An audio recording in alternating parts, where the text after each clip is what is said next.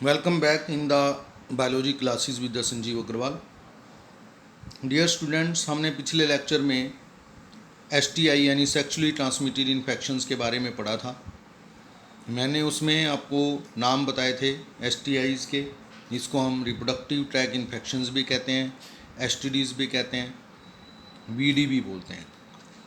उनके नाम बताए थे गोनोरिया, सिम्फिलिस, जेंटिखाप्स, chlamydiasis, genital warts, trichomoniasis, hepatitis B and AIDS. हमने इनके सिम्टम्स भी पढ़े थे।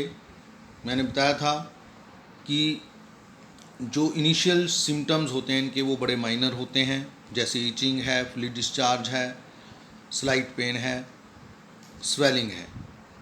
और इसी कारण, क्योंकि इनिशियल सिम्टम्स बड़े माइनर होते हैं या बहुत सारे केसेस में जो पेशेंट है वो एसिम्प्टोमेटिक होता है, उसमें सिम्टम्स होते ही नहीं, इसी कारण ये शुरुआत में बीमारी डिटेक्ट नहीं हो पाती हैं। फिर एक और कारण है सोशल स्टिग्मा, यानी समाज से डर। जिन लोगों को STDs हो जाती हैं वो समाज से भयभीत रहते हैं कि हमारी समाज में जो है वो कलंक लग जाएगा कि इसको सेक्सुअली ट्रांसमिटेड डिजीज़ हो गई है। इस वजह से भी लोग डॉक्टर के पास लोग जाने से कतराते हैं। और इन चीज़ों के कारण माइनर सिम्टम्स और एसिम्प्टोमेटिक एंड सोशल स्टिग्मा, लोग डॉक्टर के पास नहीं जाते हैं, जिसके बीमारियां बिगड़ जाती हैं और उससे काफ़ी सारी कॉम्प्लिकेशंस हो जाती हैं। आज हम उन्हीं को पढ़ेंगे।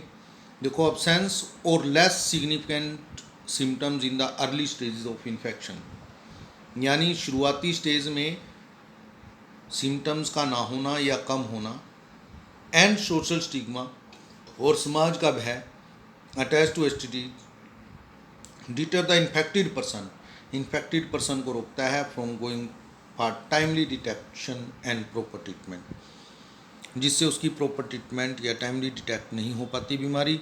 This could lead to complication, इससे कॉम्प्लिकेशंस हो सकते हैं, लाइक पेल्विक इन्फ्लेमेटरी डिजीज़, एक डिजीज़ है पेल्विक रीजन में सूजन हो जाना, अबॉर्शन हो सकती है, एंड स्टिल बर्थ, मरा हुआ बच्चा पैदा हो सकता है, बर्थ ऑफ लाइफलेस और डेड चाइल्ड। एक्टोपिक प्रेगनेंसीज हो सकती हैं। एक्टोपिक प्रेगनेंसीज क्या हैं डियर स्टूडेंट्स, मैं तुम्हें समझाता हूँ। देखो, यूजली प्रेगनेंसी यूट्रस में होती हैं, ये यूट्रस है। In this uterus usually the pregnancy take place, जैसे मैंने यहाँ दिखाया है, ये यंग वन फिक्स हो गया है।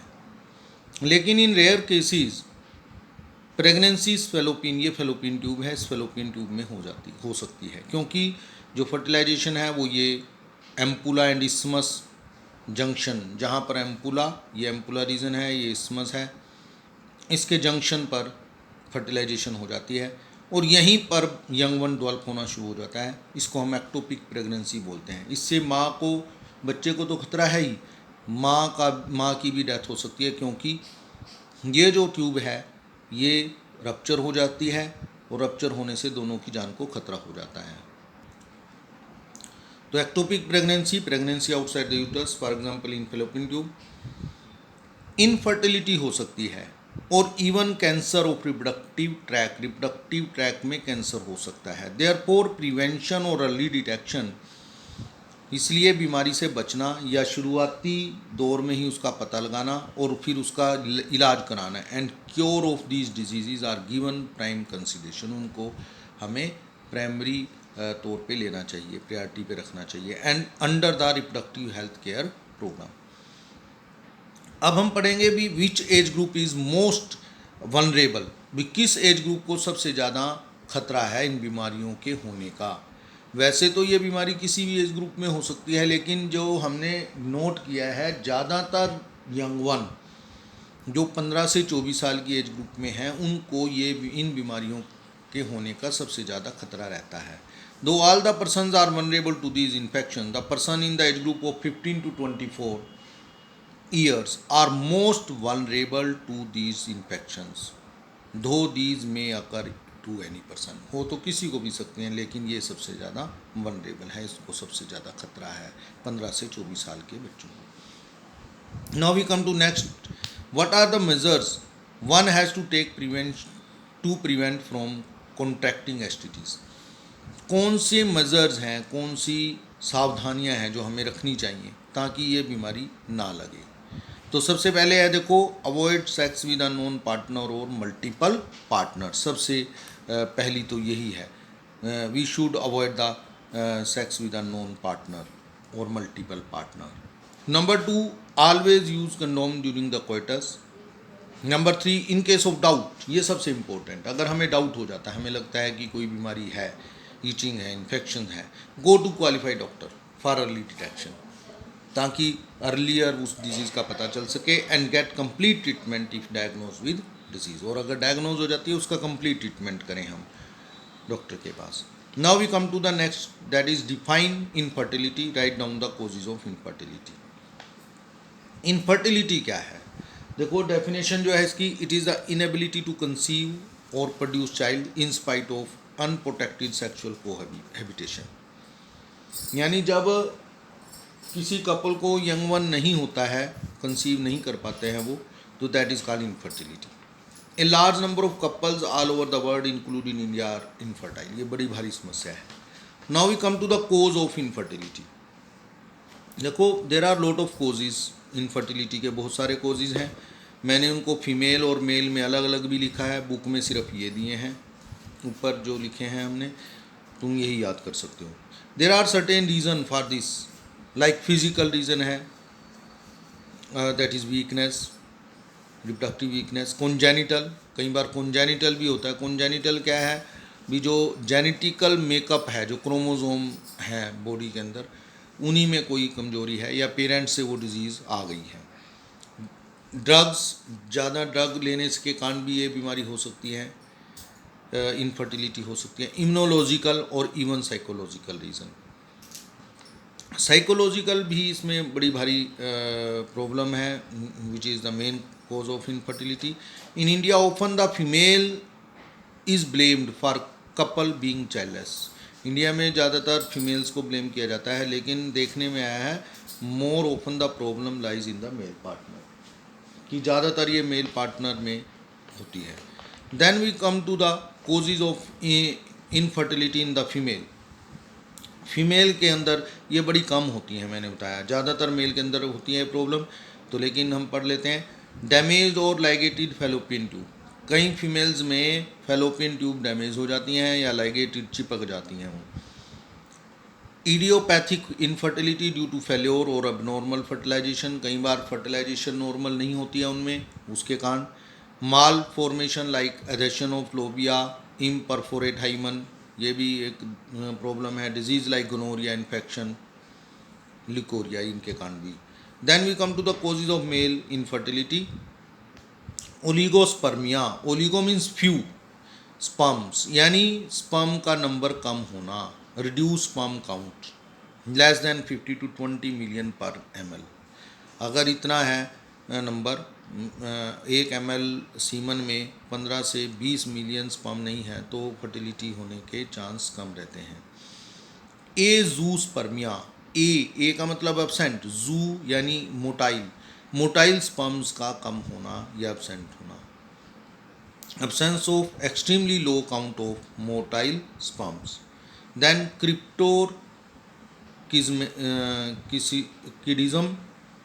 क्रिप्टोकिडिज्म जो है, failure of testis to descend in the scrotal sac. ये बचपन में ही, क्योंकि जो टेस्टिस होते हैं, जो डेवलपमेंट होती है टेस्टिस की, वो एब्डोमन के अंदर होती है, लेकिन 7वें 8वें महीने में जब यंग वन मदर बॉडी में होता है, 7वें 8वें महीने में टेस्टिस बॉडी से बाहर आ जाते हैं।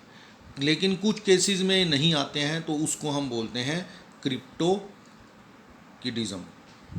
तो उस केसेस में, क्योंकि टेस्टिस को टेम्परेचर बॉडी से 2 से 2.5 डिग्री कम चाहिए होता है, फिर क्योंकि, लेकिन इस केस में बॉडी के अंदर ही रहते हैं टेस्टिस, तो टेम्परेचर कम नहीं होता है, तो उसमें स्पर्म्स नहीं बनते हैं। लोकल डिजीज़ लाइक हाइड्रोसील और सैक्रोटल हर्निया, इनके कारण भी इनफर्टिलिटी हो जाती है। Special health care units could help in diagnosis and corrective treatment of some of these disorders and enable these couple to have child. तो स्पेशल हेल्थ केयर यूनिट्स बनाए गए हैं जो इन बीमारियों को डिटेक्ट कर सकते हैं, डायग्नोज कर सकते हैं और उनकी ट्रीटमेंट भी कर सकते हैं। Now we come to the what do you mean by ART। ART से क्या मतलब है, ये क्वेश्चन आया एक दो बार, 2-3 नंबर का रहता है। How it helps the infertile couples. देखो ART क्या है, असिस्टेड रिप्रोडक्टिव टेक्नोलॉजीज़। ये वो टेक्नोलॉजीज़ हैं, असिस्टेड रिप्रोडक्टिव टेक्नोलॉजी, जिनके द्वारा एक इनफर्टाइल कपल यंग वन पैदा कर सकता है।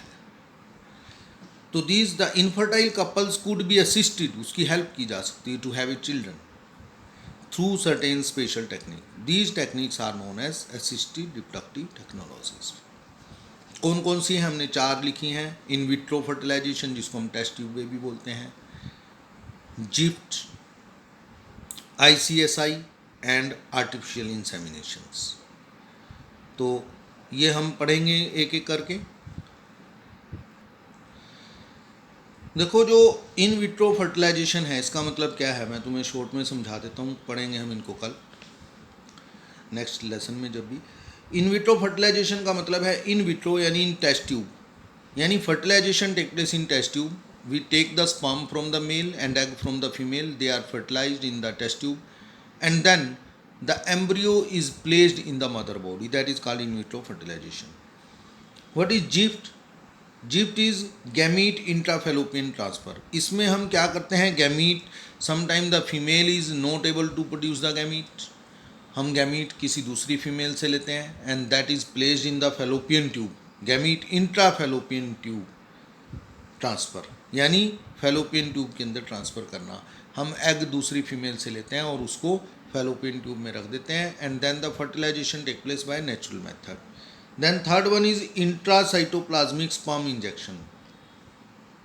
इंट्रासाइटोप्लाज्मिक स्पर्म इंजेक्शन, इसमें क्या है, देखो स्पर्म को डायरेक्टली ओवम के अंदर इंजेक्ट करते हैं, that is called. And artificial insemination, इसमें हम स्पर्म्स को फीमेल बॉडी में रख देते हैं, that is called artificial insemination. तो डियर स्टूडेंट्स, आज हम इतना ही करते हैं, इसको नोट्स बनाएं, लिखें और याद करें। Thank you.